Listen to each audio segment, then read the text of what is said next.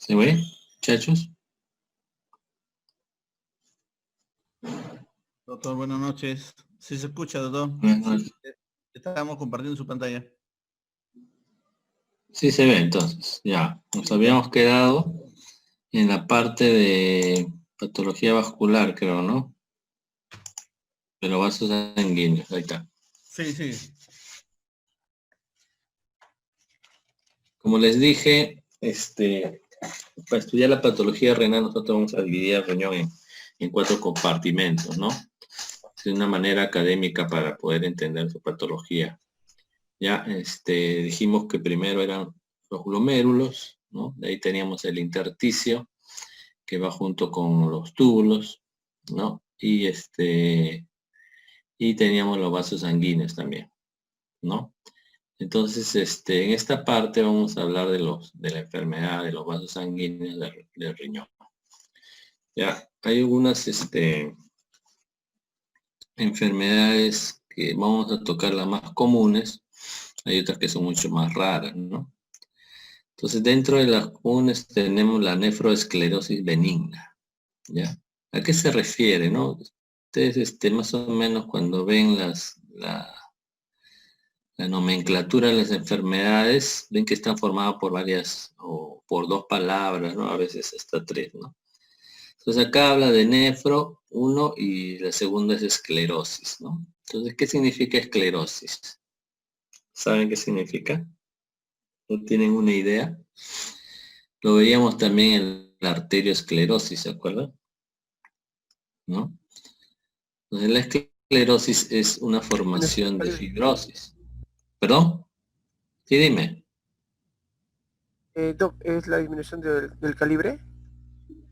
Claro, pero a expensas de una capa fibrosa que se formaba, ¿no? Es cuando se fibrosa un órgano y se endurece, ¿no? Esa es la esclerosis, ¿ya? Entonces acá nefroesclerosis están hablando de lo que va a ocurrir, la fibrosis y engrosamiento, y endurecimiento del riñón, ¿no? Ahora, ¿por qué le ponen benigna? Vamos a hablar en la siguiente clase. Entonces, ¿a qué se refiere la nefroesclerosis benigna? ¿No? Son lesiones renales asociadas con esclerosis de las arteriolas renales y de las arterias de pequeño calibre, ¿ya? ¿Y por qué estos vasos o a expensas de qué se esclerosan, ¿no? Bueno, como tú dijiste, la luz es estrecha, pero por engrosamiento de la pared y por hialinización. La hialinización es cuando se deposita colágeno en la pared de la arteria, ¿no? Eso va a impedir uno que se pueda vasodilatar, ¿no? O vasoconstrictir, y también disminuye el calibre del vaso, ¿no? Las arterias musculares muestran una hiperplasia fibroelástica, ¿no? Y los cambios son más graves en pacientes con diabetes mellitus y o hipertensión. Entonces acá ya vemos las causas, las probables causas que ocurre, por lo que ocurre la nefroesclerosis benigna. Son la diabetes mellitus, ¿ya? O la hipertensión, ¿no? A ver, ¿qué sigue? Voy a ampliarlo mejor. Sí se ve, ¿no?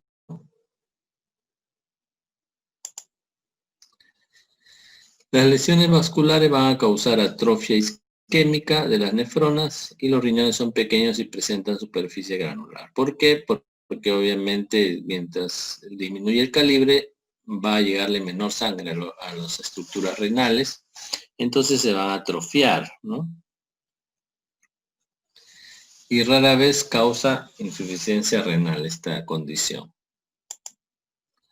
Y miren cómo se ve en un riñón. Si ustedes han visto un riñón normal, la superficie externa es lisa, ¿verdad? Pero acá está lleno de unas granulaciones, ¿no? Unas granulaciones bien finas, que medirán más o menos de 0,1 a 0,2 milímetros, ¿no? Perdón, de 1 a 2 milímetros, ¿no? En toda la superficie externa del riñón, ¿no? Esta es una nefroesclerosis, ¿no? O sea, nosotros cuando vemos un riñón así, de frente ponemos el diagnóstico, nefroesclerosis.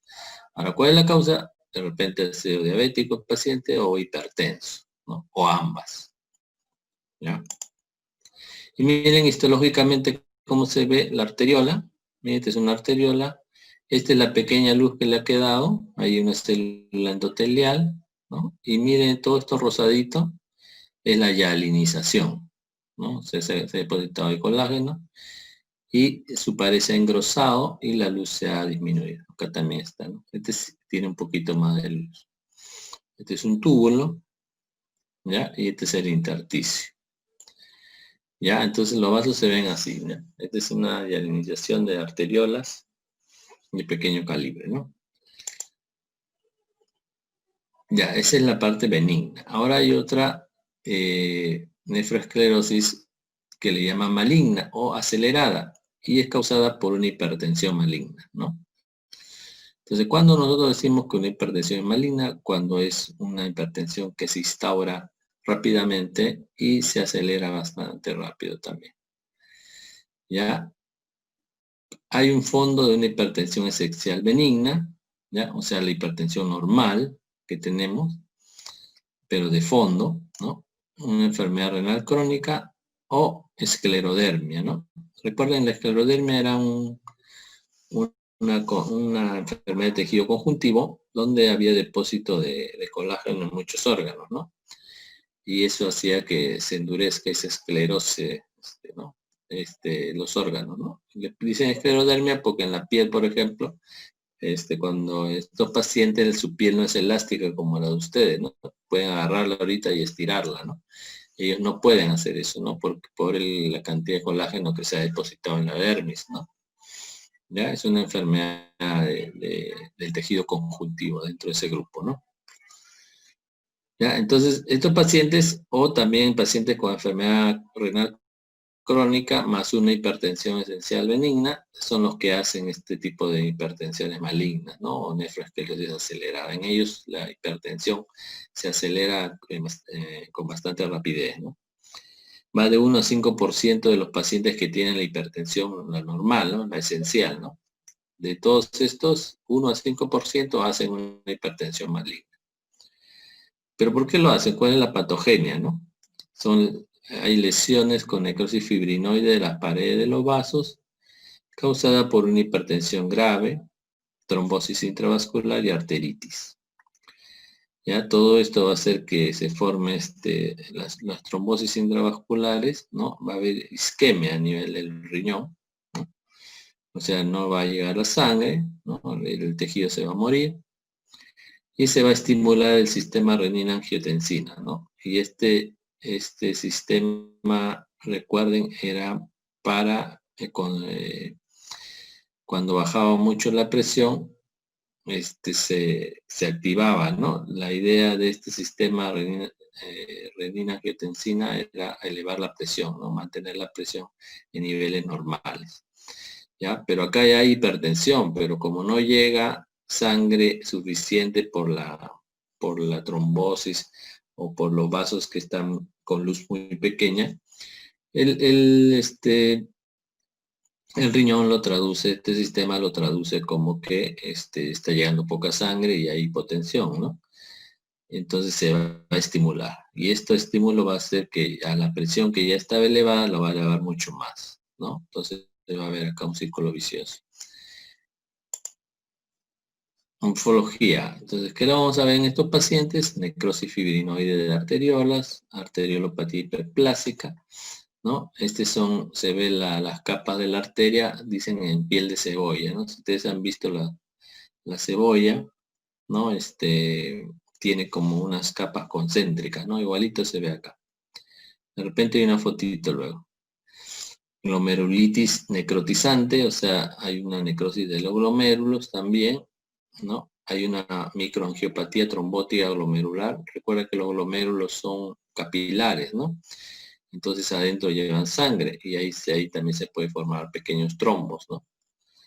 Entonces eso se llama microangiopatía trombótica glomerular, ¿eh? Y esto va a llevar a la insuficiencia renal, ¿no? Porque ese riñón poco a poco se va a ir necrosando, ¿no? Y va a llevar a que disminuya la función renal.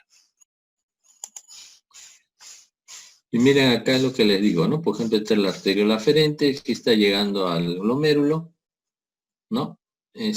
Por el polo vascular, recuerden, ¿no? El otro polo era el polo urinario, ¿ya? Pero miren cómo está su pared, tremendamente engrosada, ¿no? Que ha hecho también ya una alinización de su pared, ¿no? Y esta es la arteriolo hiperplásica, ¿no? La que le decía en piel de cebolla, ¿no? Se ve así como estas rayitas concéntricas, ¿no? Que viene a ser en realidad la hiperplasia de la capa media, ¿no? del, del vaso. En ambos casos la luz va a disminuir, ¿no?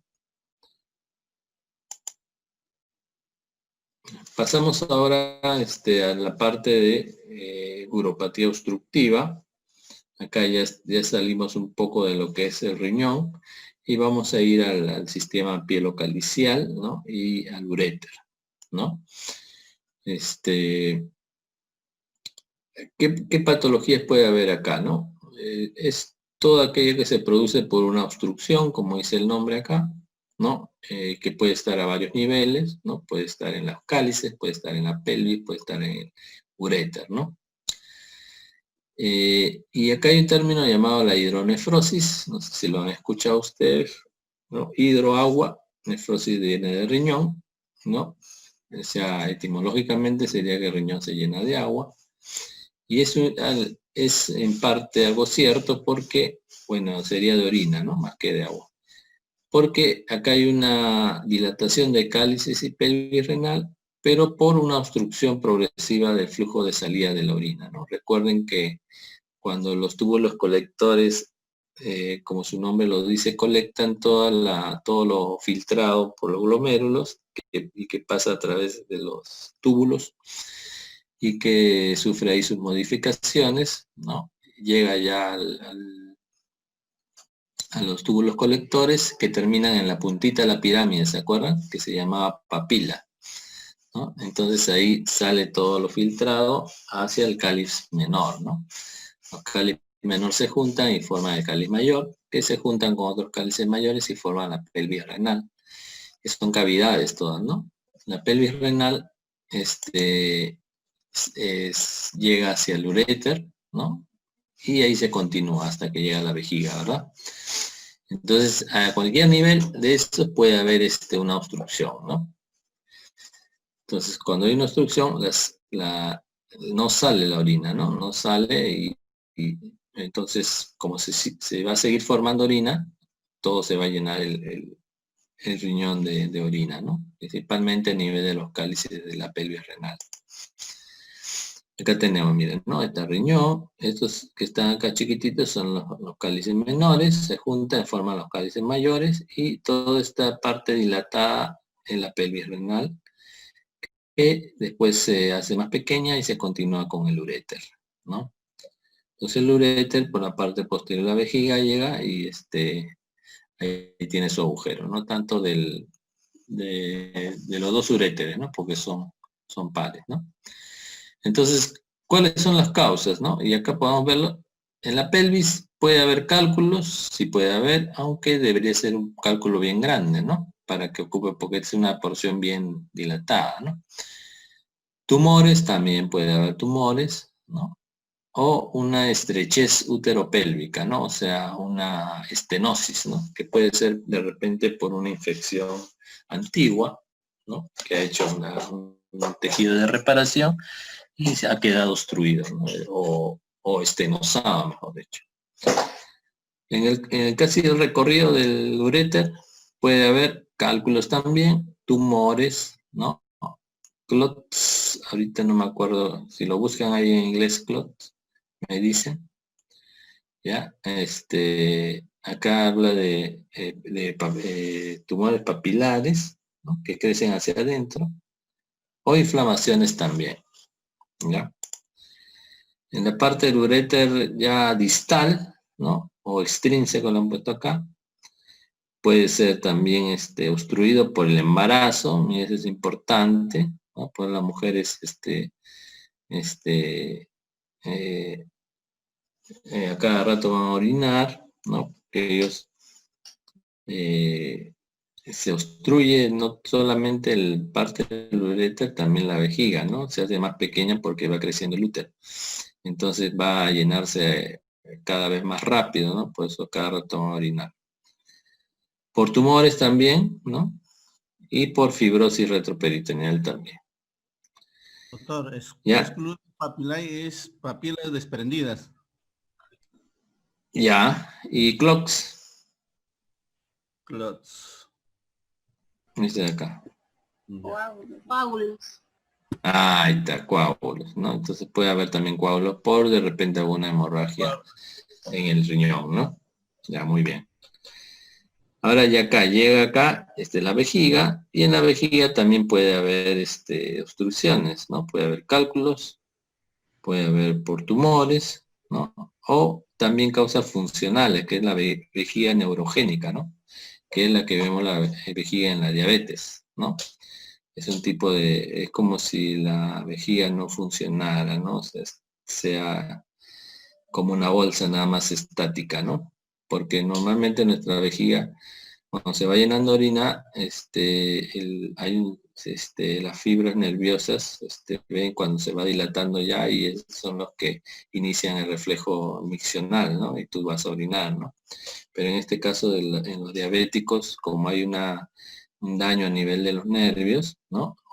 También llamado vejiga neurogénica, se va a comportar simplemente como una bolsa, como un receptáculo, no te va a indicar el deseo de orinar, ¿no? Y sí es tremendamente fastidioso para el paciente, ¿no?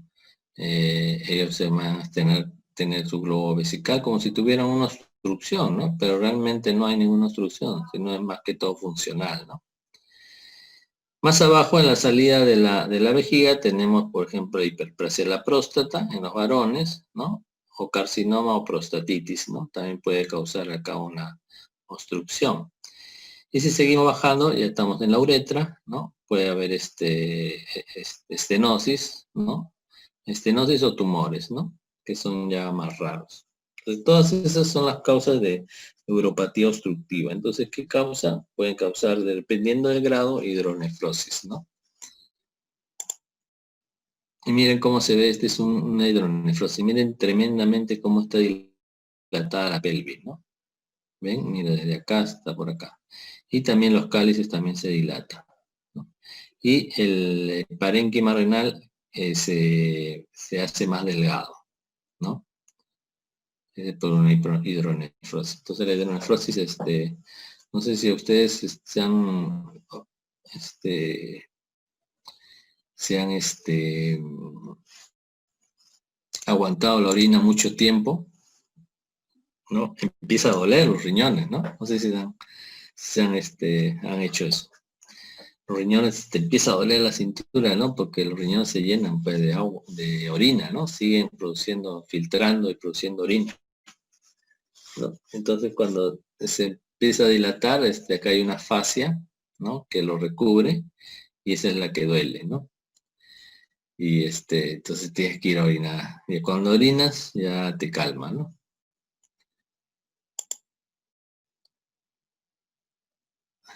Esta es la prevalencia de los tipos de cálculos renales, ¿no? Hay varios tipos de cálculos, o sea, en su forma, en su conformación, ¿no? Tenemos de oxalato de calcio y de fosfato, tenemos de fosfato amonio y magnesio, ¿no? De ácido úrico, de cistina y otros, ¿no? Pero los más frecuentes, miren, son los de oxalato de calcio y de fosfato, ¿no? Mira, acá hay un cálculo, ¿ven? Está enclavado ahí en un cáliz, ¿no? Entonces de acá sí obviamente va a producir una obstrucción, ¿no?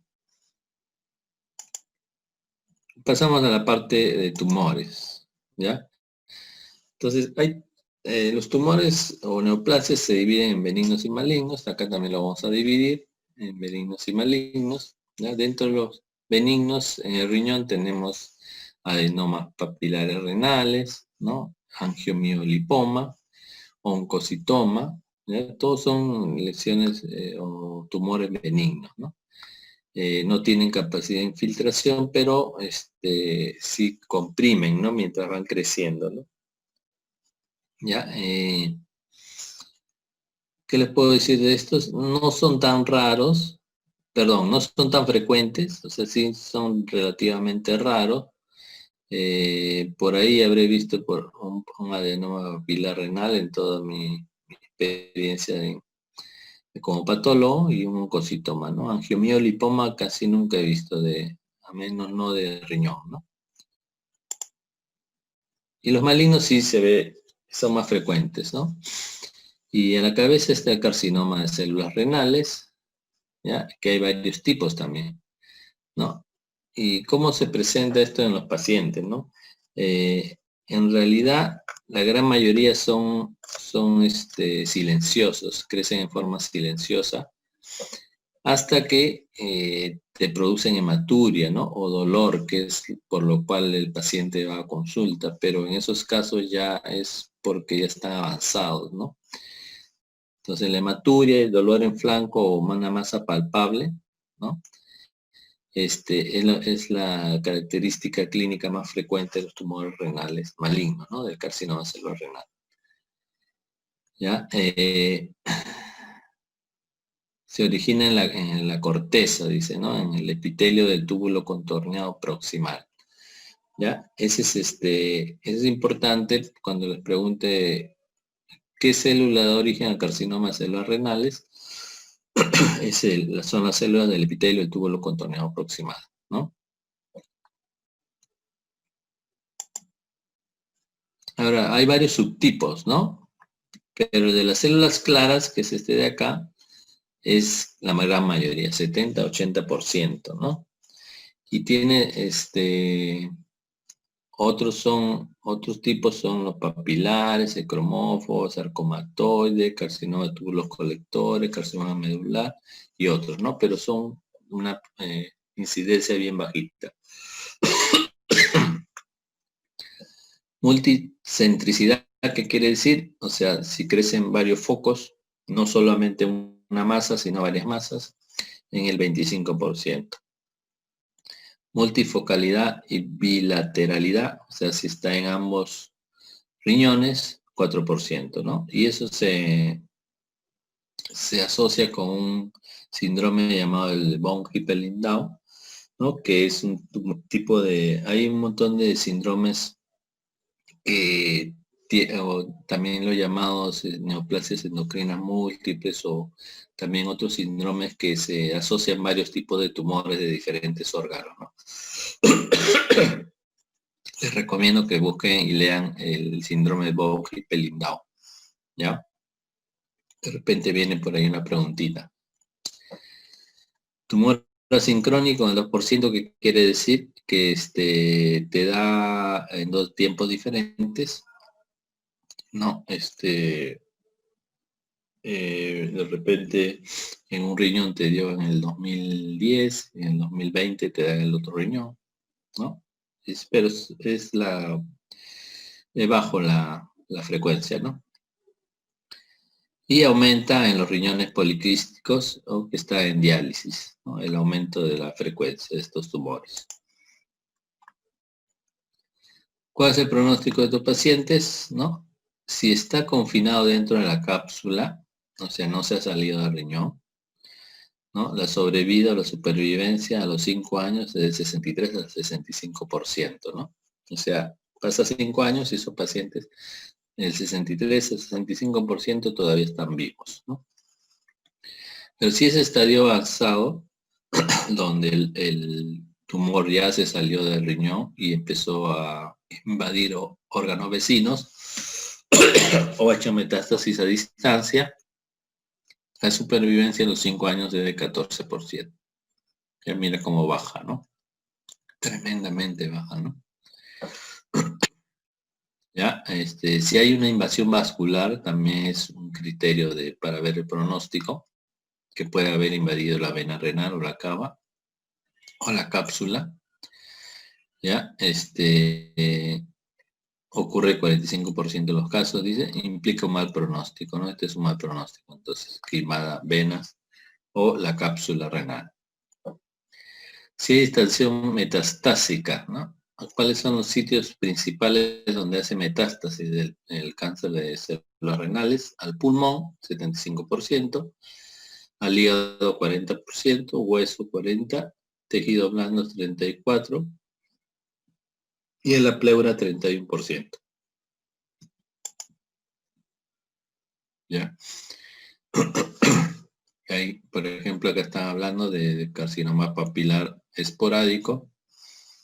Cuando hablamos de esporádico, ¿no? Cuando no tienes antecedentes familiares, ¿no? Y te sale el tumor en algún momento de tu vida, ¿no? Ya, y acá hay algunos oncogenes, ¿no? Que han sido mutados, ¿ya? Y también se asocia con algunas trisomías, ¿no? Trisomía 7, 16, 17, o pérdida del cromosoma Y, ¿no? Células claras, esporádico.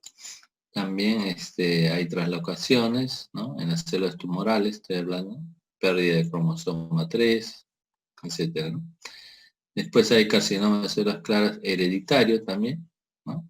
Donde hay un montón también de genes metidos ahí implicados. Y acá los tumores son más, no es una sola masa, sino son varias, ¿no? Eso le llama multifocalidad, multifocal, ¿no? Y acá también el hereditario papilar. Ya, acá podemos ver, este es el tumor, ¿no? Este es el parénquima renal que conocíamos y acá se interrumpe por esta masa media amarillenta, lobulada, ¿no? Algunas áreas de hemorragia por ahí. Y acá se continúa el parénquima renal, ¿no? Entonces todo es la masa. ¿Y cómo se ve? Como les dije, hay varios tipos, pero células claras, que es de acá, el superior a el A, ¿no? El A. Su nombre lo dice, son células claras. Entonces vas a ver tú ahí estas células, el citoplasma es blanco y su núcleo es el morado, ¿no? Redondo que está ahí. No se tiñe, ¿no? El citoplasma, ¿no? Queda blanco ahí, ¿no? Y se agrupa en una especie de lóbulo, ¿no? Nosotros le llamamos una configuración media alveolar, ¿ya? Este es el papilar porque forma estas estructuras papilares, están rodeadas de epitelio y adentro hay tejido conjuntivo, ¿no? Esa es una papila, ¿ya? Y este es el cromófobo, que se parece mucho a solo que ya está coloreado su citoplasma, ¿no? Acá en las células claras el citoplasma es claro, pero el cromófobo, el citoplasma ya es rosado, ¿no? Entonces por eso se ve más rosado. Ese es los carcinomas del riñón, ¿no? Pero del urotelio también se puede crecer cáncer, ¿no? Carcinomas, ¿no? El urotelio es todo el epitelio que tapiza las vías urinarias, ¿no? Va desde los cálices, la pelvis, uréter, vejiga, uretra, ¿no? Parte de uretra porque la final ya se vuelve epitelio polistratificado plano, ¿no? ¿Ya? Entonces de ese epitelio puede crecer también un carcinoma, ¿ya? Y también son relativamente frecuentes. Ya son 5 a 10%. Y también los pacientes vienen con hematuria u obstrucción también, ¿no? Porque como crecen hacia adentro, ¿no? Por ejemplo, si crecen en el uréter tiene una luz bien pequeña, entonces lo va a obstruir, ¿no? ¿Ya? También crece en la vejiga y también ahí puede causar hematuria u obstrucción. Y es frecuente que sean multifocales, ¿no? O sea, no solamente una sola masa, sino varias masas en diferentes recorridos, ¿no? En el 50% existe un tumor vesical sincrónico o metacrónico. La supervivencia depende del grado de diferenciación, ¿no? Este grado de diferenciación en neoplasias, cuando hicimos neoplasias en fisiopato, no sé si yo les edité a ustedes, hablábamos de las neoplasias malignas los clasificábamos, o una forma de clasificarlos era por el grado de diferenciación, ¿no? Bien diferenciado era cuando se parecía mucho al tejido que le dio el origen, ¿no? En el caso del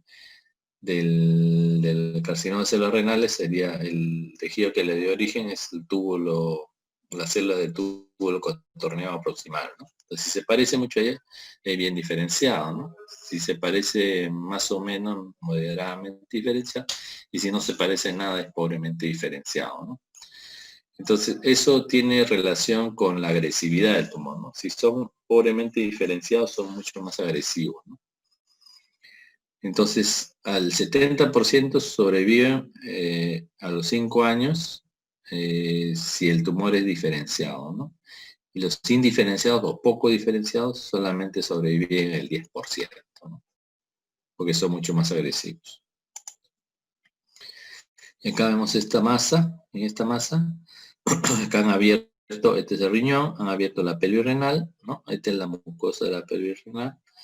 Y acá está tremenda masa dentro de la pelvis, ¿no? Pero como la pelvis tiene epitelio urotelial, esto ha salido del epitelio, ¿no? Entonces es un carcinoma urotelial, ¿ya? Y terminamos esa parte. Ahora, ¿qué sigue? ¿Tienen el sílabus? ¿O lo busco? Vamos a buscar el sílabus. A ver.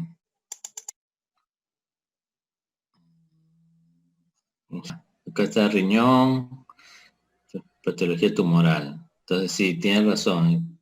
Acá No está empezamos compartido. vulva vagina, que es la que teníamos que hacer hoy día, ¿no? Vulva vagina, masculino ya es la siguiente. Entonces vamos a hacer femenino ahorita, ¿ya? Vamos a buscar la clase. A ver, vamos a ver. Un femenino es más bonito. Es un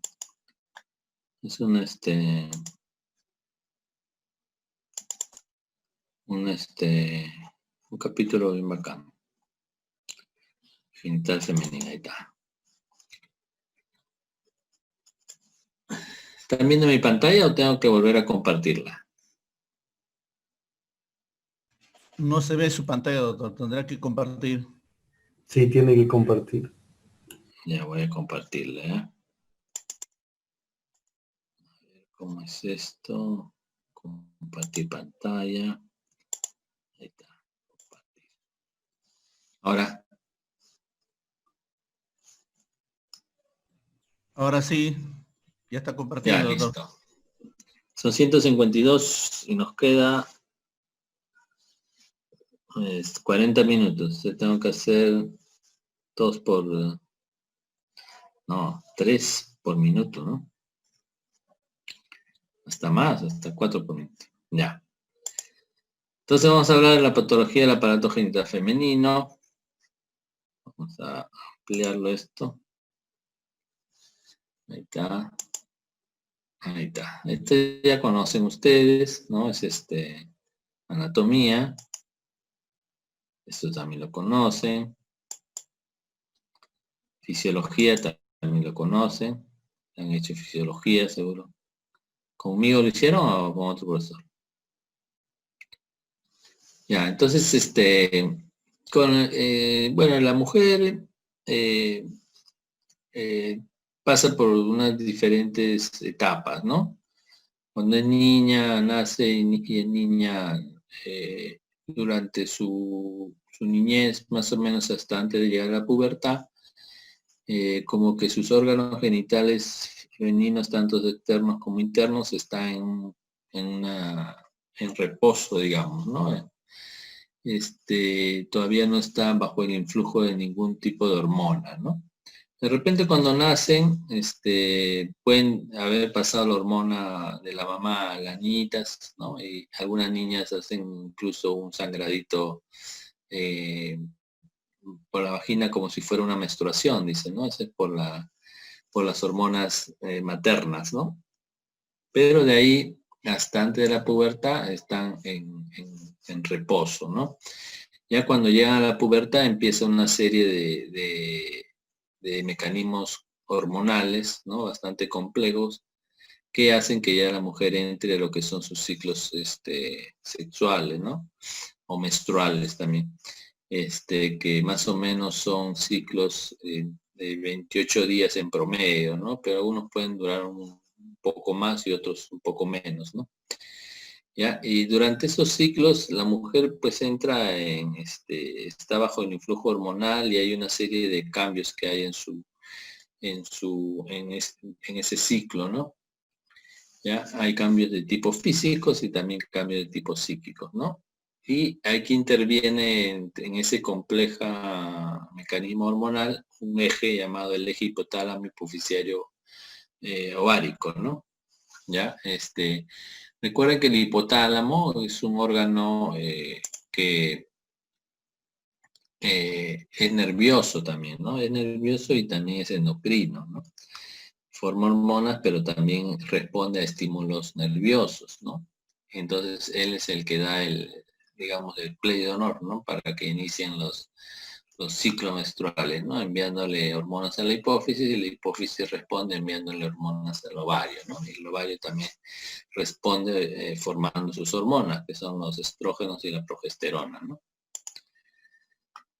Y acá está el hipotálamo, ¿no? Esto es hipotálamo hipoficiario ovárico, ¿no? O gonadal le dicen, pero como en las gónadas en la mujer son los ovarios, entonces es hipotálamo y hipófisis ovario, ¿no? Entonces, ¿qué hormona le envía el hipotálamo a la hipófisis? La famosa GnRH, ¿no? Que significa hormona liberadora de gonadotropinas. ¿Y cuáles son las gonadotropinas? La FSH y la LH. ¿Quién la fabrica? La parte anterior o el óvulo anterior de la hipófisis. Ahí está, LH y FSH. LH es hormona luteinizante, FSH hormona estimulante del folículo. Van al ovario, ¿no? Entonces la FSH, ¿qué hace? Como su nombre lo dice, estimula al folículo. ¿Cuáles son los folículos? Los folículos primordiales, primarios, secundarios, y termina en la ovulación, ¿verdad?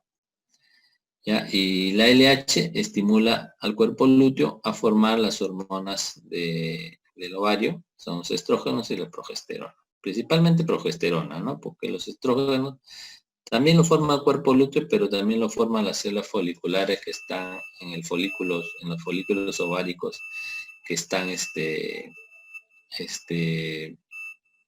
empezando a madurar hasta que llega el óvulo maduro, ¿no? Ya, entonces los estrógenos y progesterona son importantes, si bien es cierto, ambos se forman y se liberan en los dos estadios o las dos fases del ciclo menstrual, que ya les voy diciendo que son, y ustedes ya deben saberlo, ¿no? Que son la fase preovulatoria y la posovulatoria, o también llamado la fase proliferativa y la fase secretora, o también llamado la fase como dicen a la primera, folicular, y la otra le dicen la fase lútea, ¿no? O la fase estrogénica y la fase progesterónica. Entonces tiene varios nombres, ¿no? Pero sus nombres tienen razón de ser, ¿no? ¿Ya? Entonces los estrógenos van a primar o van a predominar en la primera fase del ciclo menstrual y en la segunda va a predominar la progesterona.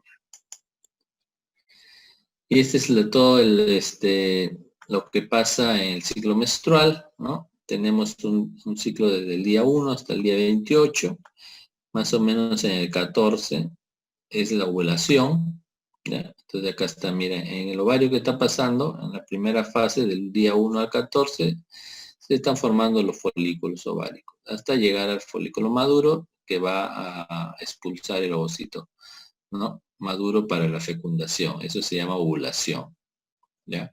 Y a partir del día 14 al 28, estas células que estaban alrededor del ovocito, porque solamente sale el ovocito con su corona radiada, estas células se quedan en el ovario y se transforman en el cuerpo lúteo, ¿ya? ¿Cuál es la función del cuerpo lúteo? Formar progesterona.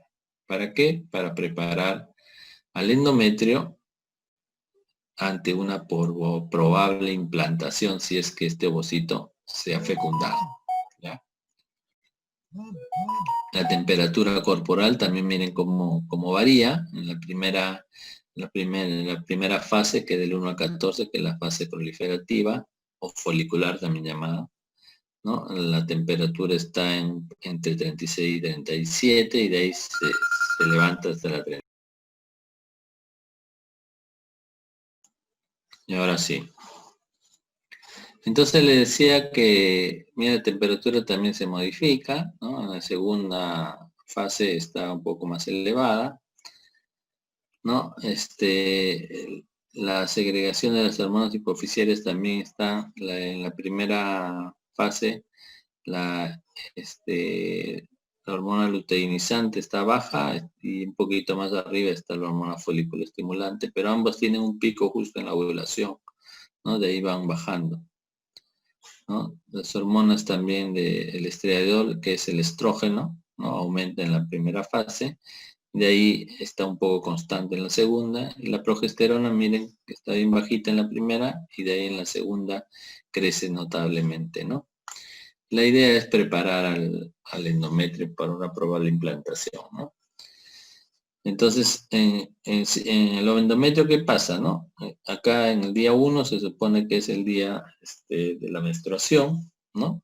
Que más o menos dura entre 3 a 4 días, de ahí empieza a recuperarse el endometrio, y en el día 14 empieza a aumentar notablemente porque es una fase ya secretora. Y si no hay implantación, otra vez viene la menstruación y de ahí se renueva el ciclo, ¿no? Ya esos son los cambios que ocurren en el ciclo menstrual, ¿no? Ahora vamos a ver la patología vulvar. Perdón, me agarró una tos. Tenemos el quiste de Bartholin, ¿no? Que es las glándulas de Bartholin son unas pequeñas glándulas que lubrican los labios vaginales, ¿no? Están en la pared vaginal, ¿no? Y a veces esos quistes se pueden infectar, ¿no? O se pueden taponar y crear un quiste, ¿no? Un quiste es una cavidad llena de líquido, ¿no? Son relativamente frecuentes, se da en todas las edades, ¿no? Y se puede infectar y es bastante doloroso cuando se obstruye, ¿no? Y normalmente tiene que operarse, ¿no?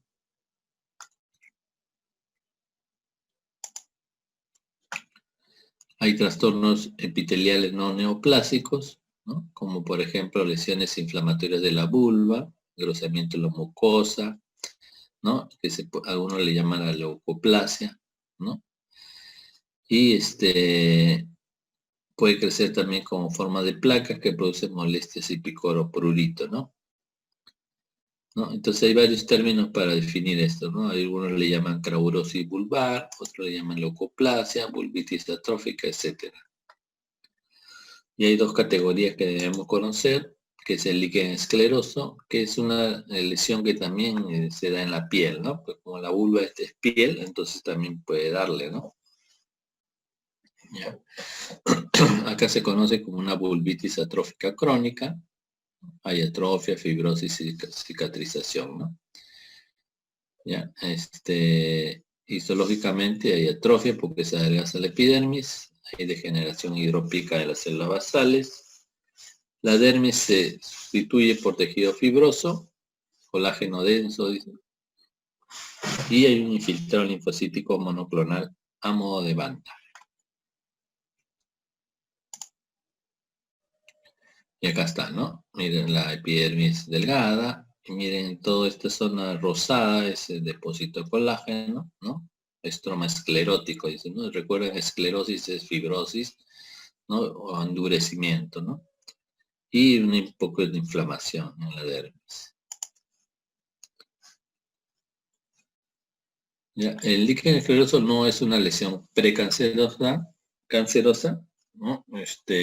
Pero dice que se relaciona con algunas alteraciones genéticas que también pueden tener un riesgo de padecer carcinoma posteriormente, ¿no? Pero en un poquito casos, ¿no? 1 o 4%. ¿Qué otra cosa, aparte del líquido asqueroso, puede haber en la vulva? La hiperplasia de células escamosas, ¿no? Que es una hiperplasia, es un aumento de células, ¿no? La llaman también distrofia hiperplásica o líquen simple crónico. Ya, se origina por el frotarse o arañarse la piel de la región vulvar para aliviar el prurito, ¿no? Las causas son irritantes conocidos o no, infecciones, por ejemplo, por hongos, ¿no? Irritaciones de la mucosa secundaria, exposiciones a agentes químicos o causa desconocida. Entonces, ¿cómo se ve? Se ven unas lesiones blancas en placas, dice. ¿Ya? Hay acantosis es engrosamiento del epitelio escamoso vulvar, con hiperkeratosis cuando aumenta la capa córnea, en grosor, y hay aumento de actividad mitótica en capa basal y escamosa. Y a veces se asocia con carcinoma, ¿no? Pero no se considera que sea un precursor del carcinoma, ¿no? Cualquier trastorno en diferenciación celular, atipia nuclear y crecimiento verrucoso puede significar el desarrollo de una neoplasia escamosa. Y así se ve, miren, a diferencia de la imagen anterior, acá el epidermis está tremendamente engrosada, y esto que ven acá medio rojo en la capa córnea, que también está engrosada, y esa es la hiperkeratosis. El engrosamiento del epidermis se llama acantosis, ¿no? Y acá hay un poco de infiltrado en la dermis, ¿no? Infiltrado inflamatorio.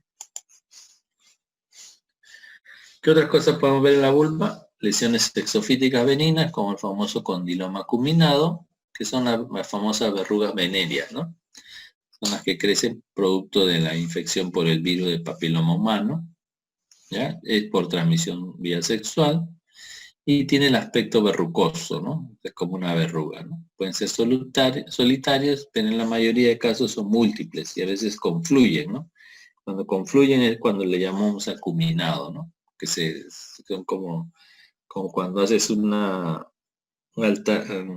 de piedras, ¿no? Algo así, ¿no?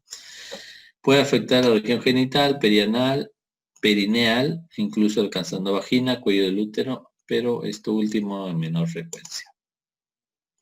Causas: virus del papiloma humano, principalmente tipo 6 y 11, ¿no? Que se asocian con lesiones genitales benignas. ¿Ya? Hay otros tipos, cepas de papiloma que sí son cancerígenos, ¿no? Son el 16 y el 18, por ejemplo, ¿no? Esos, si te contagias de esos, es más probable que hagas cáncer, ¿no? Pero el 6 y 11, más que todo hacen verrugas, ¿no? O condilomas. Histología: se ve con una proliferación arborescente y ramificada del epitelio escamoso que se sostiene en un estoma fibroso. Son típicas de ver la acantosis, parakeratosis, hiperkeratosis y muy específicamente atipia nuclear en las células de la superficie. ¿Ya? Y lo que sí se ve, y es el que da el diagnóstico, es una vacuolización perinuclear que nosotros le llamamos coilocitosis, ¿no? Que es el efecto citopático del virus en la célula. Mire acá, estas son las placas blanquecinas, ¿no? No se ve como, pero por acá sí me parece que hay una zona de media verrucosa, ¿no? Y acá la verruga se ve también, el epitelio se engrosa, o sea, también hace acantosis, pero se ven estas células que ven acá. Estas células como un halo claro, ¿no? Esos son los coilocitos, ¿no? Cuando hay presencia de eso, quiere decir que ha habido infección por el virus, ¿no? Otras lesiones: pólipo fibroepitelial o acrocordón, que son las famosas, algunos lo conocen como las verrugas de piel, ¿no? Son como unos polipitos pero cubiertos de piel, ¿no? Y los papilomas escamosos también. Y ahora sí pasamos a las neoplasias escamosas, ¿no? O sea, ya malignas, ya digamos, ¿no? Entonces acá hay unos términos que quedan neoplasia intraepitelial vulvar y el carcinoma de vulva, ¿no? La primera, la neoplasia intraepitelial vulvar, es cuando hay lesiones neoplásicas, pero dentro del epitelio, ¿no? No pasa la membrana basal, ¿ya? Y eso también lo vamos a ver en el cuello uterino, ¿ya? El carcinoma de vulva es una neoplasia maligna infrecuente, es 3% de todos los cánceres genitales de la mujer y más común a partir de los 60 años, ¿no? En la gran mayoría son carcinomas escamosos, igual que el carcinoma que hay en el cuello uterino, ¿no? Se dividen en dos tipos los carcinomas escamosos en la vulva, el que está asociado a un papilomavirus, ¿no? Y otro que está asociado con hiperplasia de células escamosas y líquen escleroso, ¿no? Pero esta es la más frecuente, ¿no? Los asociados con papilomavirus, ¿no? Entonces miren acá, por ejemplo, esta es una neoplasia vulvar, pero dentro del epitelio. Todos estos núcleos son atípicos, son núcleos de cáncer, pero respetan la membrana basal, que es este de acá, ¿no? Una vez que lo rompan y se metan al tejido que está acá debajo, que es el tejido conjuntivo que tiene vasos sanguíneos, linfáticos y todo eso, ya se puede diseminar, ¿no? Pero mientras estén dentro del epitelio, no tienen capacidad todavía de diseminarse. Mira, acá sí ya ha habido, acá ya han roto la membrana y ya se han metido ya, ¿no? Lo notas porque hay una irregularidad, ¿no? En el anterior acababan en bordes, se veían romos, acá acaban en puntitas, ¿no? Eso quiere decir que ya se han roto la membrana y se han metido ya, acá también, ¿no? Entonces esto ya es un cáncer, carcinoma escamoso, ya invasor ya, ¿no? Ya no es intraepitelial. Acá también, ¿no? Miren cómo se mete. Igual acá. Ya. Entonces hay otros tipos de lesiones neoplásicas, pero en las glándulas. Recuerden que la vulva también tiene glándulas, ¿no? Ahí tenemos el hidradenoma papilar, que es un nódulo bien circunscrito en labios mayores, en los pliegues interlabiales, y se confunde con un carcinoma porque tiende a ulcerarse, ¿no? El aspecto es idéntico a los papilomas intraductales en la mama. Se producen las glándulas sudoríparas apocrinas modificadas que hay en la vulva. Histológicamente son conductos tubulares revestidos por una capa única o doble de células cilíndricas no ciliadas y otra capa de células miepiteliales debajo del epitelio. Seguro que hay una imagen. Ahí está, ¿no? Entonces mira, acá está la piel, la epidermis, ¿no? Y dentro de la dermis está este nódulo, ¿no? Y acá hay unos túbulos ramificados. Esta es una hidradenoma papilar, ¿no? Entonces la mujer lo siente como un bultito, ¿no? Como un nódulo debajo de la piel. Y cuando se saca ese es lo que se ve en la histología, ¿no? Tenemos otra enfermedad llamada de Payet extramamaria, ¿no? Es una lesión infrecuente en la vulva, ¿ya? Y se manifiesta de forma similar a la enfermedad de Payet mamaria, ¿no?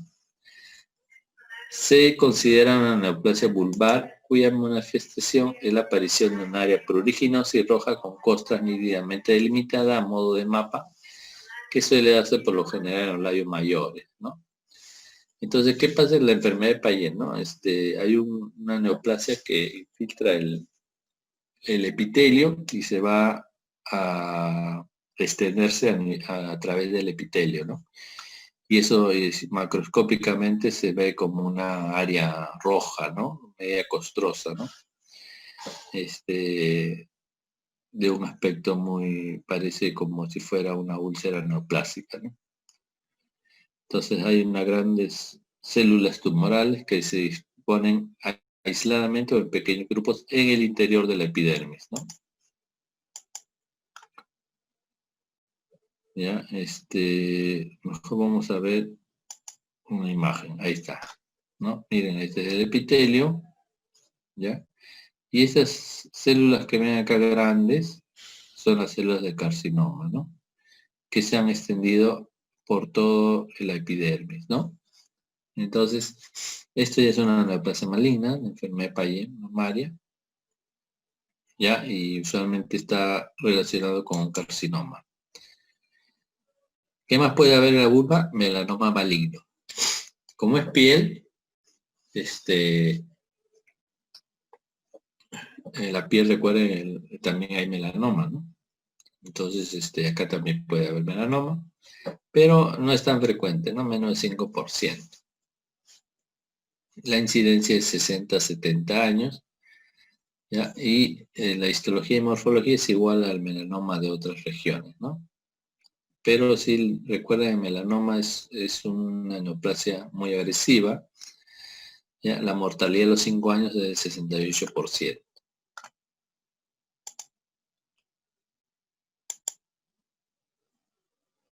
¿Quién está acá? Ya está. Ya, macroscópica como histológicamente se puede parecer a una enfermedad de Paget, ¿no? Pero lo diferencia en el melanoma maligno, se hace algunas coloraciones como proteína S100, ¿no? El antígeno carcino embrionario en la enfermedad de Paget y ausencia de moco polisacario. Es una forma de distinguirlos. Pasamos a la vagina. En la vagina que podemos ver, bueno, anomalías de desarrollo. Esto ya ustedes lo pueden leer, ¿no? Hay vaginas tabicadas o dobles, adenosis vaginal, ¿no? Quiste de un conducto llamado conducto de Gardner, que son derivados del conducto de Wolff, ¿se acuerdan su embriología? Y la famosa endometriosis, ¿no? ¿Qué es la endometriosis? La endometriosis es la presencia de tejido endometrial fuera del cuerpo uterino, ¿no? Puede estar, por ejemplo, en la vagina, como en este caso, ¿no? Puede estar en los ovarios, en la trompa uterina, incluso en otras áreas como por ejemplo en los intestinos, en el apéndice, ¿no? Etcétera, ¿no? Esa es la endometriosis, ¿ya? Que me parece que es una endometriosis. Pasamos a la neoplasia de la vagina. Hay premalignas y malignas, ¿no? Acá es igualito como veíamos en la vulva, había neoplasia intraepitelial vulvar. Acá simplemente se llama neoplasia intraepitelial vaginal, ¿no? Y también son neoplasias que conllevan hacia una formación de un carcinoma escamoso o epidermoide, que es lo mismo, ¿no? Escamoso y epidermoide es lo mismo. ¿Ya? Entonces, esta neoplasia también está dentro del epitelio, ¿no? Una vez que rompe ya el epitelio, se transforma en un carcinoma ya, epidermoide. ¿Ya? Es raro, dice en la vagina, es raro. Y todo está relacionado con el virus del papiloma humano, ¿ya? El principal factor de riesgo es carcinoma previo de cervix o de la vulva. El carcinoma epidermoide de la vagina se origina a partir de una lesión premaligna, ¿no? Que es la neoplasia intraepitelial vaginal, ¿ya? Y esta constante de neoplasia intraepitelial que va hacia cáncer de carcinoma, lo vamos a ver también en el cuello uterino, ¿no? La mayoría de veces el tumor infiltrante afecta a la vagina posterior, superior en unión con el exocervix, ¿no? Comienza como una zona de engrosamiento, hay cambios displásicos, la displasia es lo que vemos en la neoplasia intraepitelial, ¿ya? Son cambios también, digamos, precancerígenos, ¿no? ¿Ya? Las lesiones en los 2/3 inferiores de la vagina producen metástasis en los ganglios inguinales, mientras que las lesiones superiores suelen afectar los ganglios ilíacos. Hay otro tumor que ya no es el carcinoma epidermoide o escamoso, que también puede verse en la vagina, es el rhabdomyosarcoma embrionario. Rhabdo te habla de tejido muscular estriado, ¿no? Muscular, rhabdo es estriado, ¿no? Sarcoma es los tumores que se originan de el mesénquima, ¿no? O la parte mesenquimal de los tejidos. Entonces, rhabdomyosarcoma es un tumor que se origina de tejido muscular estriado esquelético. ¿Ya? Y embrionario le ponen porque es un subtipo, ¿no? Y su otro nombre es el sarcoma botrioides. Es un tumor raro, ¿no? Pero, ¿cuál es lo importante acá? Que es más frecuente en lactantes y en niñas menores de 5 años, ¿no? ¿Ya? A pesar que es raro, cuando se presenta, da en lactantes o niñas menores de 5 años, ¿no? Y se ve ahí rhabdomioblastos embrionarios malignos. Es un tumor de tejido blando más común en los niños. Crece como una masa polipoide, redondeada y voluminosa y llena la vagina, ¿no? Y a veces protruye fuera de ella por la vulva. Tiene el aspecto y consistencia de un racimo de uvas, dice. ¿No? De repente que hay una imagen. Bueno, en la histología se ven pequeñas células tumorales, núcleos ovales, con pequeñas protrusiones de citoplasma en un extremo, que recuerdan, dice, una raqueta de tenis. Rara vez se puede observar las estriaciones del citoplasma, ¿no? Cuando es la neoplasia bien diferenciada, sí se ven las estriaciones que se veían en tejido muscular estriado normal, ¿no?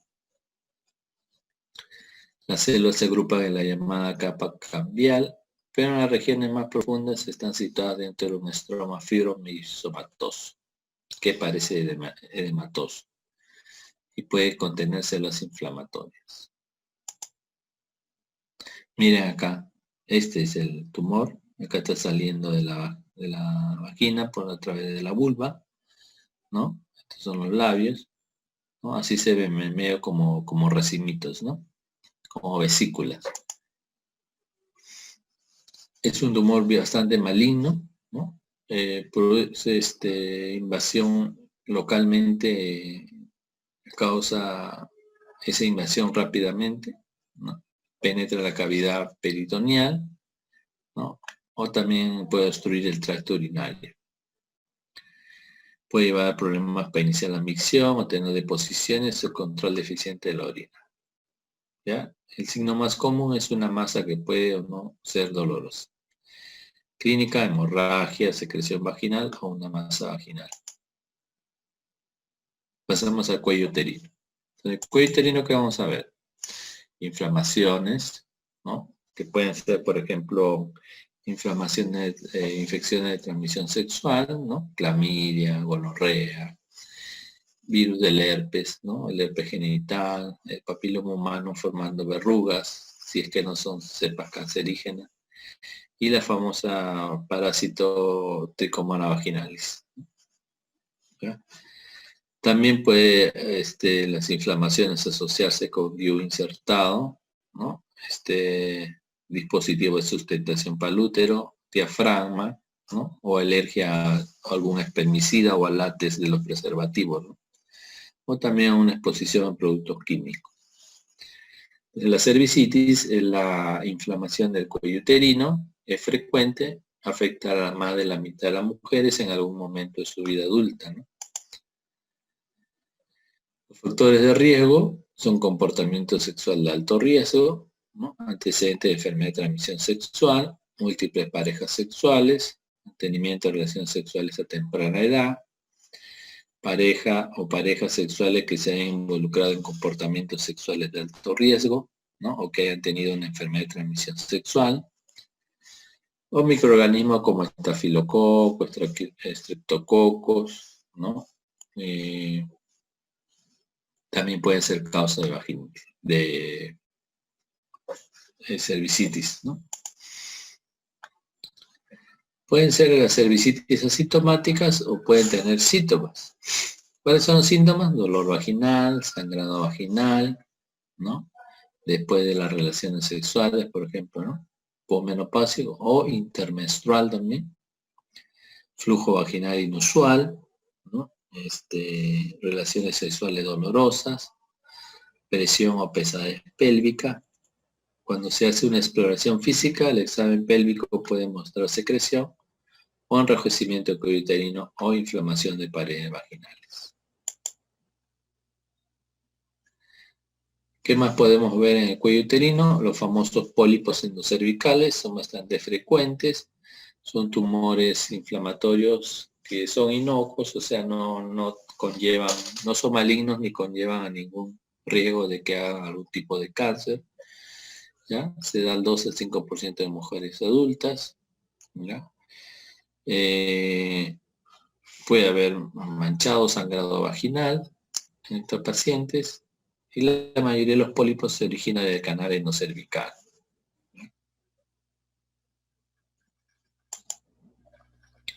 Son blandos, casi mucoides y se componen de estroma fibromixomatoso laxo, ¿no? Es parecido al endocervix, ¿no? Pero solo que tiene la configuración así como un pólipo, ¿no? No se conoce con certeza los factores asociados a su formación, ¿no? Pues se piensa que es por una hiperplasia focal de la mucosa endocervical por estímulo estrogénico, ¿no? De los estrógenos. Es el tumor benigno más frecuente del cuello uterino, los pólipos, ¿no? Y constituyen un 3 a 10% de las consultas ginecológicas. Máxima incidencia entre la cuarta y quinta década de la vida. Y así se ve un pólipo. Bueno, todo esto es el pólipo, ¿no? Y este epitelio que ven acá, que forma acá como canales, es el epitelio del mismo endocervix, ¿no? Acá no hay atipia, no hay nada malo, ¿no? Es una lesión completamente benigna. Vamos al cuerpo uterino y el endometrio. Mira, no hemos hablado hemos hablado del cáncer de cuello uterino, carcinoma de cuello uterino, porque quiero que eso lo lea, ya, porque sería bacán que como esta clase yo los hacía para que tuvieran temas para el seminario, y uno de esos temas era el carcinoma de cuello uterino, ¿no? Y el otro tema era la glomerulonefritis, por eso no les he tocado esos temas. Así que por favor, yo lo voy a conseguir algún tipo de bibliografía para que lo lean. Aunque su Robin también está muy bonito. ¿Ya? Vamos a hablar ahora del cuerpo uterino, ¿no? Entonces, el cuerpo uterino, ¿qué hay? ¿No? Recuerden, el cuerpo uterino, la primera capa se llama endometrio, la segunda miometrio y la última perimetrio, ¿no? Hay trastornos endometriales funcionales, ¿no? ¿Por qué le ponen funcionales? Porque es el trastorno más por efecto de hormonas, ¿no? O sea, no hay algo orgánico ahí que esté produciendo algún tipo de hemorragia, por decirlo, ¿no? Sino es más funcional, ¿no? Estos trastornos endometriales funcionales también se le llama hemorragia uterina disfuncional, ¿ya? ¿Y cuáles son las causas más frecuentes? Por ejemplo, los ciclos anovulatorios, que es la causa más frecuente de hemorragia uterina disfuncional. Se debe a desequilibrios hormonales sutiles. Aparecen más en menarquia y perimenopausia, ¿no? O sea, en las partes distales del inicio del ciclo menstrual, ¿no? O sea, la menarquia es la primera menstruación, la perimenopausia es la época en que ya está entrando la menopausia, ¿no? Que es el cese de menstruaciones, ¿ya? ¿No? Otras causas son trastornos endocrinos, lesiones ováricas y trastornos metabólicos generalizados. ¿Cuál es otra causa? La fase lútea inadecuada, donde hay infertilidad asociada a hemorragia por producción inadecuada de progesterona. Recuerden que el cuerpo lúteo de la fase lútea era el que formaba la progesterona, ¿no? Entonces, si no forma la progesterona, no hay quien haga que el endometrio se prepare para una probable implantación, si es que se fecunda el ovocito, ¿no? Entonces, si no hay eso, va a caer el endometrio, ¿no? Y a veces cuando llega el ovocito fecundado, no va a tener dónde implantarse, ¿no? Entonces hay infertilidad en estos casos también. Y ahí están las causas de hemorragia uterina normal por grupo de edad, ¿no? Prepúberes, o sea, en niñas, ¿no? puede haber una pubertad precoz, ¿no? Que puede ser por origen hipotalámico, pituitario o ovárico. En adolescentes, ciclos anovulatorios, desorden de la coagulación. En edad reproductiva, complicaciones del embarazo, abortos, por ejemplo, ¿no? Enfermedad trofoblástica. Lesiones orgánicas como leiomiomas, ¿no? Que son tumores de músculo liso, adenomiosis, pólipos, cáncer, hiperplasia endometrial. Por difusión, hemorragia uterina disfuncional en ciclos anovulatorios o también en una fase lútea inadecuada.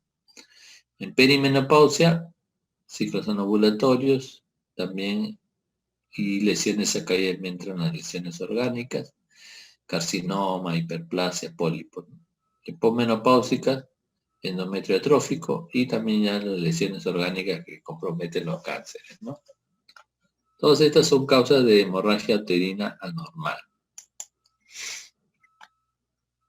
Acá vemos carcinoma de endometrio, ¿no? Este es las glándulas endometriales, cuando tienen un montón de células, o pérdida de polaridad le llamamos nosotros, se ven ya como glándulas malignas, ¿no?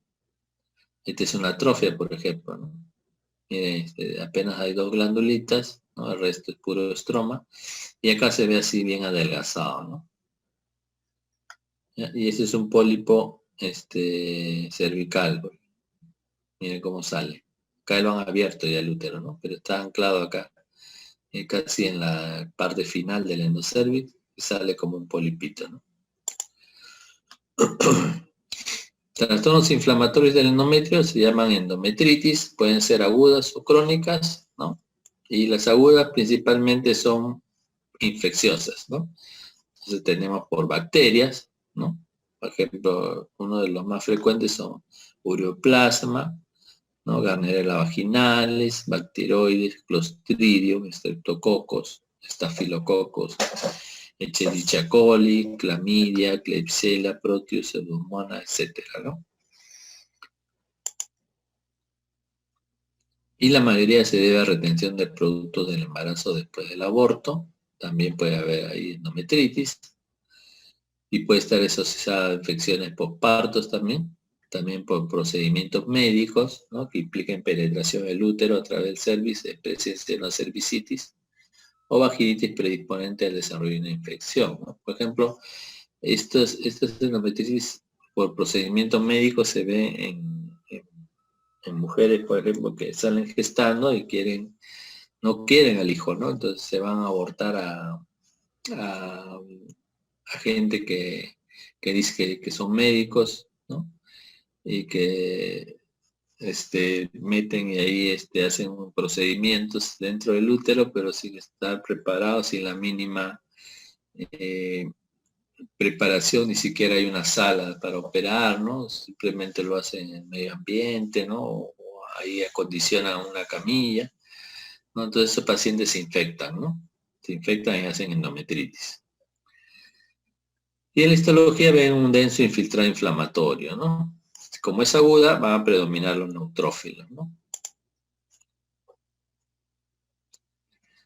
Ahora, cuando se forma pus dentro del cuerpo uterino, se llama piometra, ¿no?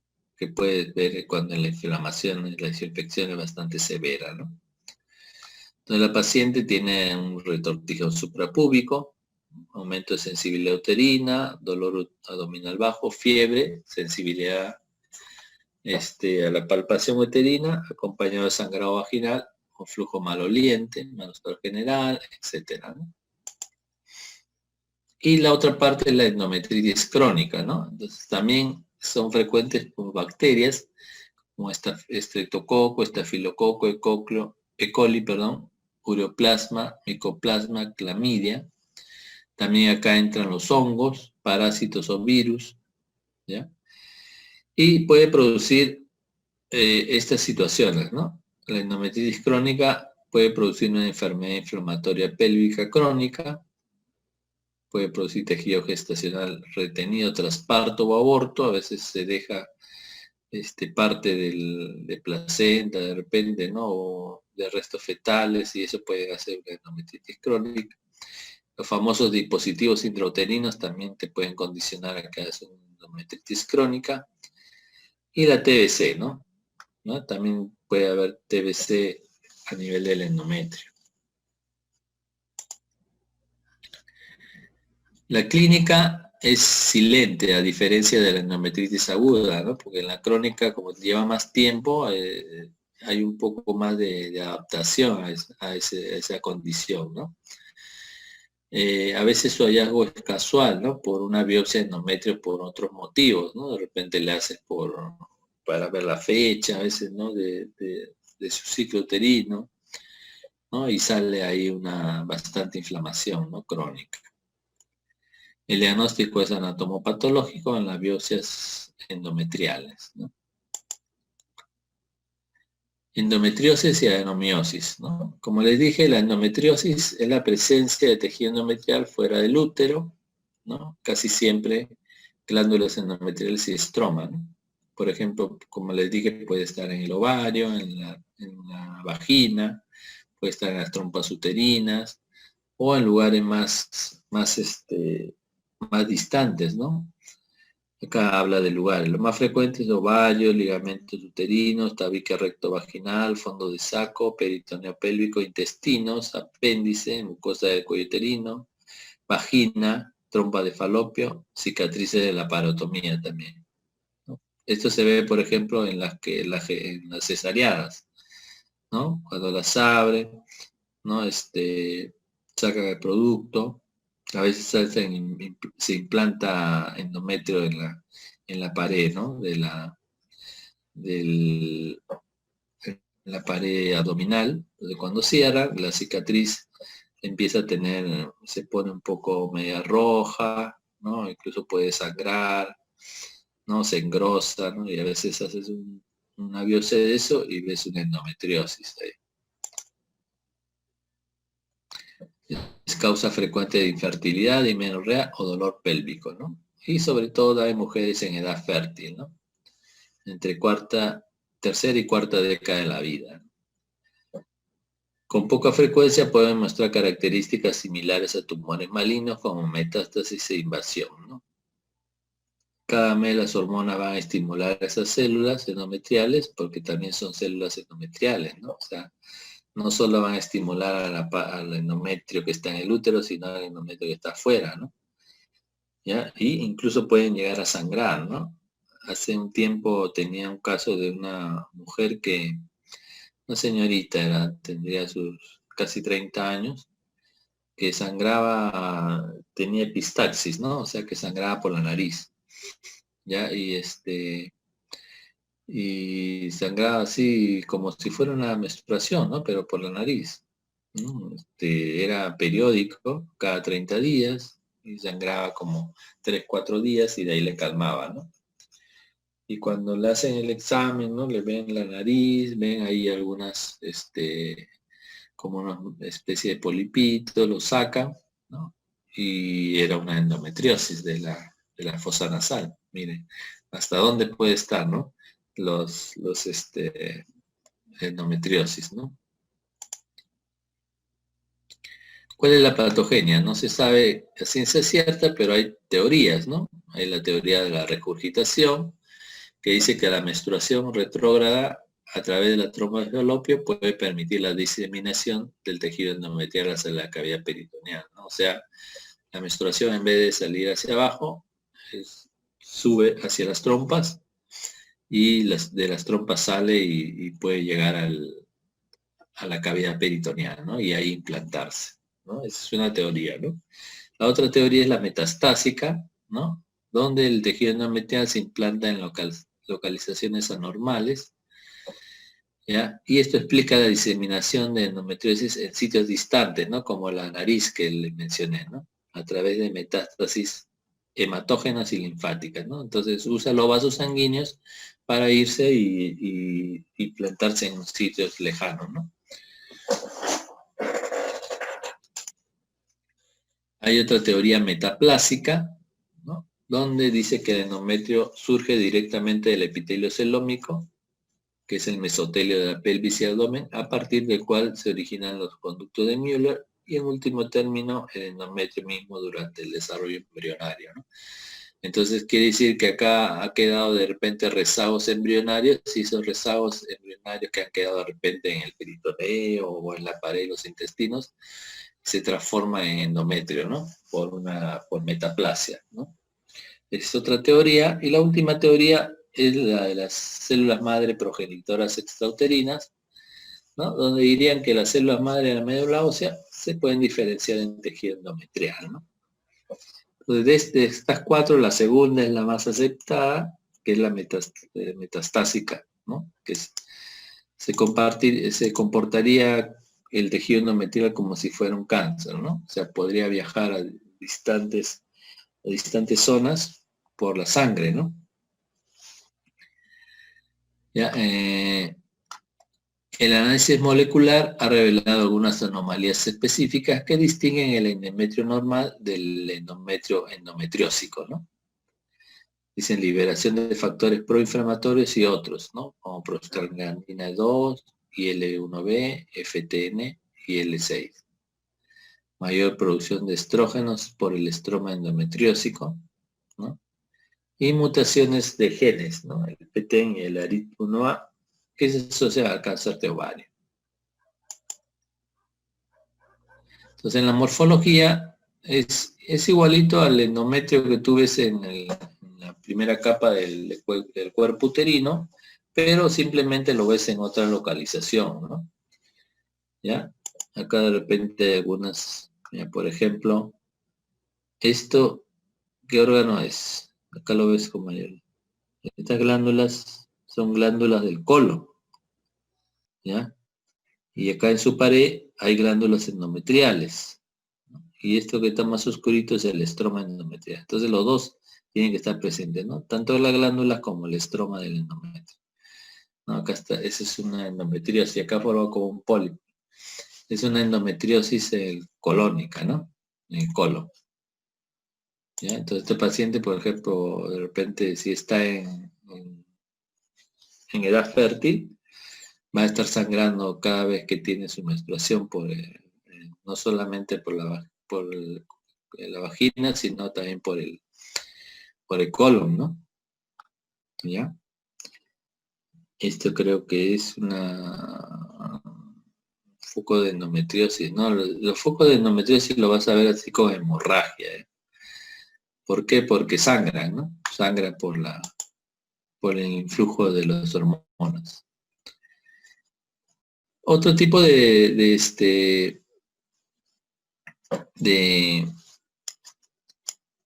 patología que vamos a ver es los pólipos endometriales, ¿no? ¿Qué son los pólipos? Son masas sésiles de tamaño variable que se proyectan al interior de la cavidad endometrial. Igualito que el pólipo endocervical, pero este se va a ocurrir no en el endocervix, sino en el endometrio, ¿no? ¿Ya? Y crece igual, así como un pólipo, como una forma de un arbolito que tiene un pedículo, ¿no? ¿Ya? Es relativamente bien frecuente, ¿ya? Y a veces ocupa toda la cavidad endometrial, ¿no? Y lo bueno es que no llega a hacerse maligno, ¿no? A transformarse en forma maligna, ¿no? Pero sí sangran, ¿no? Y eso es lo que le preocupa a la paciente, ¿no? Que va con un sangrado uterino. 10% de las mujeres, síndrome más frecuente en la menopausia, ¿no? Donde lo padecen aproximadamente el 30% de las mujeres menopáusicas.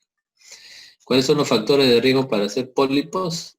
La obesidad, dicen, concentración elevada de estrógenos, anovulación crónica, insuficiencia lútea, edad, hipertensión arterial, inflamación crónica uterina. ¿Ya? Mejor la morfología. Bueno, la teoría es que es una respuesta normal a los niveles de estrógeno, ¿no? ¿Ya? La morfología lo voy a explicar en una imagen. Clínicamente pueden ser asintomáticos, pero en algunos casos causan hemorragia abundante. No hay. Entonces es como un pólipo, ¿no? Es un pólipo, pero formado por endometrio, ¿no? Ya, el endometrio es comúnmente hiperplásico, o sea, hay bastante cantidad de glándulas y están dilatadas, ¿no? Incluso parecen como quistes, ¿no? Las glándulas. Hiperplasia endometrial. Este es otro tipo de patología del endometrio. En este caso sí hay una estrecha relación con el cáncer de cuello, con el carcinoma de endometrio, ¿ya? Porque sí son lesiones, sí son consideradas lesiones precancerígenas, la hiperplasia endometrial, ¿ya? Son lesiones proliferativas de las glándulas, ¿ya? Y también del estroma. Causan hemorragia, ¿no? Y crecen, ¿sabes por qué? Por influjo de estrógenos, ¿no? Cuando hay bastante influjo o cuando hay bastante estímulo hormonal de estrógenos, el endometrio crece, ¿ya? Y tiene una relación, como le dije, importante con el carcinoma del endometrio, ¿no? ¿Ya? Y está relacionada con un nivel anormalmente alto y prolongado de estimulación de estrógeno, ¿no? Como les dije. ¿Ya? Aparece más a menudo en la menopausia o asociada a una anovulación persistente en mujeres más jóvenes. Y hay algunas afecciones que dan lugar a la hiperplasia. ¿Cuáles son? La enfermedad poliquística del ovario, ¿no? También llamado síndrome de Stein-Leventhal, porque la enfermedad poliquística del ovario hace que el ovario forme grandes cantidades de estrógeno, y eso va a hacer que el endometrio crezca y se torne hiperplásico, ¿no? Tumores ovarios funcionantes de células de la granulosa también, ¿no? Las células de la granulosa son los que forman los estrógenos. Función cortical excesiva, ¿no? Hiperplasia del estroma cortical. Cortical se refiere a la corteza suprarrenal, ¿no? Recuerden que aparte de formar los corticoides y los mineralocorticoides, también forman andrógenos, ¿no? Y los andrógenos es fácil que se transformen en estrógenos, ¿no? Y la administración prolongada de estrógenos también, por ejemplo, en las pacientes posmenopáusicas que toman terapia de reemplazo hormonal, ¿no? Entonces, y ahora ya no se estila tomar mucho reemplazo hormonal, pero cuando se hacía, se sometía a la paciente a un descarte de cualquier tipo de tumor o lesiones que pudieran encenderse con los estrógenos, ¿no? Porque hay tumores que se encienden con el estrógeno, ¿no? Son tumores hormonalmente sensibles, ¿no? Y uno de esos es el cáncer de endometrio, ¿no? Se divide en hiperplasia no atípica e hiperplasia atípica, ¿no? La diferencia es si las células tienen atipia o no, ¿no? Obviamente la hiperplasia atípica es la que más te lleva hacia un cáncer de endometrio, ¿no?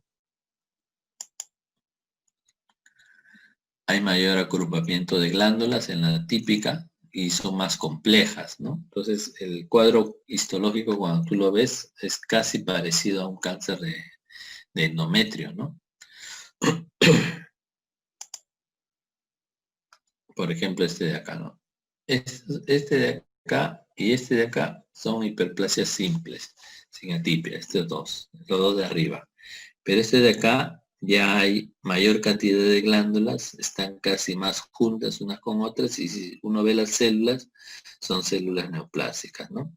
Acá están con bastante pseudoestratificación, ¿ya? Entonces, esta es una hiperplasia atípica y esta es una hiperplasia no atípica, pero ambas son hiperplasia endometrial. Y el tumor maligno del endometrio por excelencia es el carcinoma de endometrio, ¿ya? Que es el cáncer invasivo más común del tracto genital femenino. Acá no estaría tanto de acuerdo porque el más común es el de cuello uterino, ¿no? ¿Ya? Así que esto lo borren, ¿eh? Cáncer invasivo más común.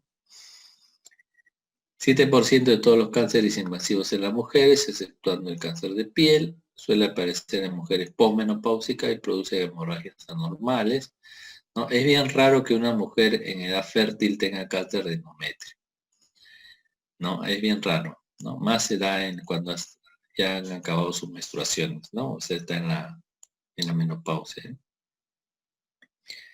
Esto favorece el diagnóstico precoz y curación en fases más tempranas. Incidencia y patogenia. Es poco frecuente en mujeres de 40, como les dije. Su incidencia máxima va entre 55 y 65 años. Y hay una serie de aspectos que se asocia a que una mujer haga carcinoma de endometrio, ¿no? Tenemos la obesidad, por ejemplo, más frecuente en mujeres obesas, en mujeres diabéticas, en mujeres hipertensas, en mujeres que han tenido esterilidad, ¿no? O que han sido nulíparas, o sea, nunca han dado a luz, o nunca se han embarazado, ¿no?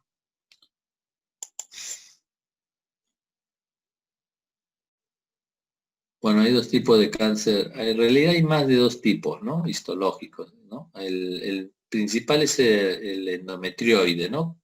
Le dicen endometrioide porque se parece mucho al endometrio, ¿no? Pero hay otros tipos también. Este es el endometrio normal, este es el miometrio, endometrio arriba, hiperplasia simple, miren, empieza a crecer. Hiperplasia compleja, hay mayor cantidad de glándulas.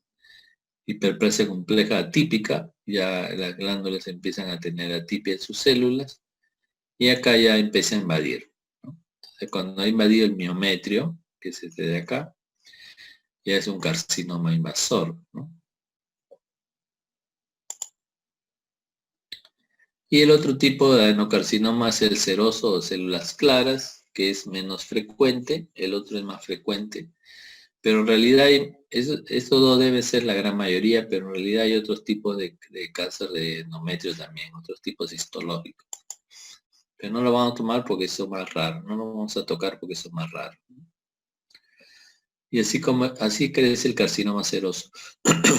El epitelio usualmente el endometrio es atrófico y empieza a crecer dentro del epitelio las células, más en el epitelio de superficie que el glandular, ¿no? Casi no hay glándulas acá. Y empieza a crecer así, formando una especie de papilas, ¿no? De carcinoma seroso. Ahí están los dos tipos, tipo 1 y tipo 2.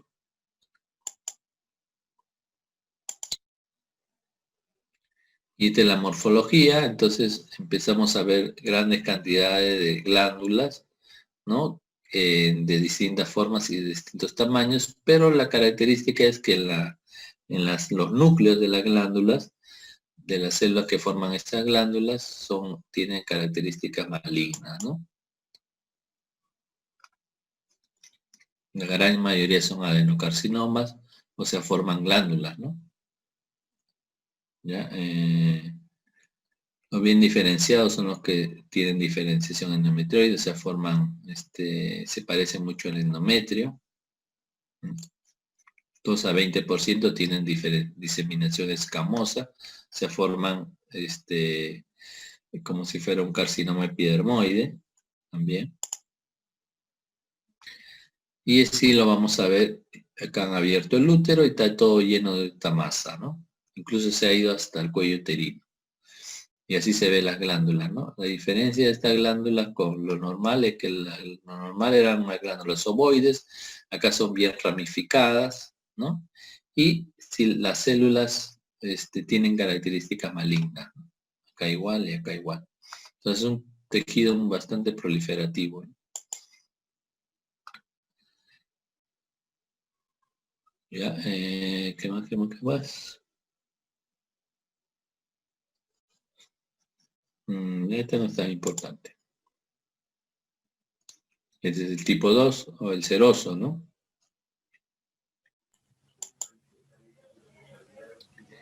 Y estos son los estadios, ¿no? Del cáncer de cuello uterino. Hay estadios de la OMS y hay estadios de la Federación Internacional de Ginecobstetricia, que es el famoso FIGO, ¿no? Eso sí lo van a leer, por favor.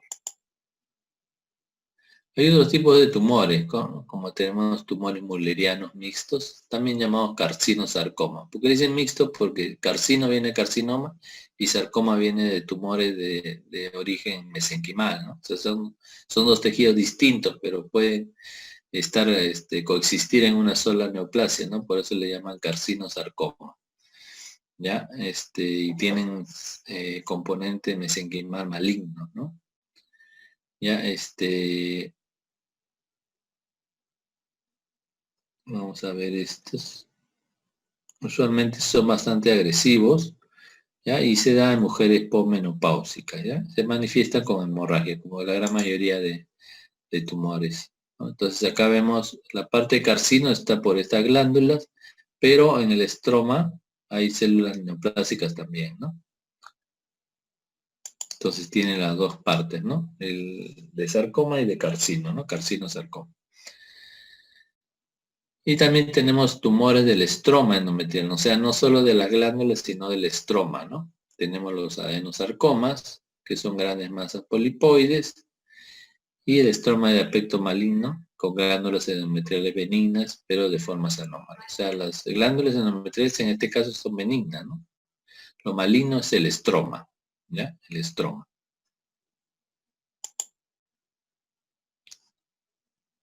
¿Ya? Hay tumores estromales benignos y sarcomas, ¿no? Del estroma endometrial. Y hay tumores también del miometrio, o sea, ya no del endometrio, sino del miometrio. Y de acá tenemos los leiomiomas, que son bien frecuentes, ¿no?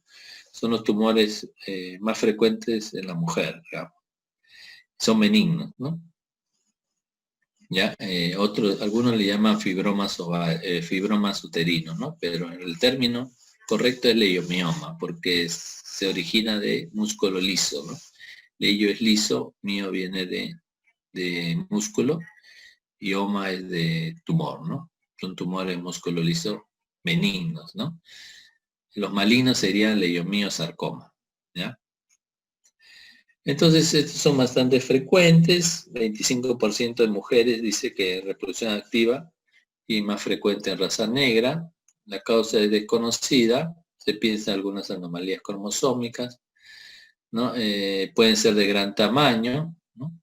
O pueden ser pequeños y ser asintomáticos, ¿no? Los síntomas más frecuentes son hemorragias, compresión de vejiga, dolores bruscos y disminución de la fecundidad, ¿no? Que a veces puede estar creciendo, tapando la entrada de las trompas uterinas, ¿no? Entonces ahí no deja que, si es que hay, no permite la fecundación, ¿no?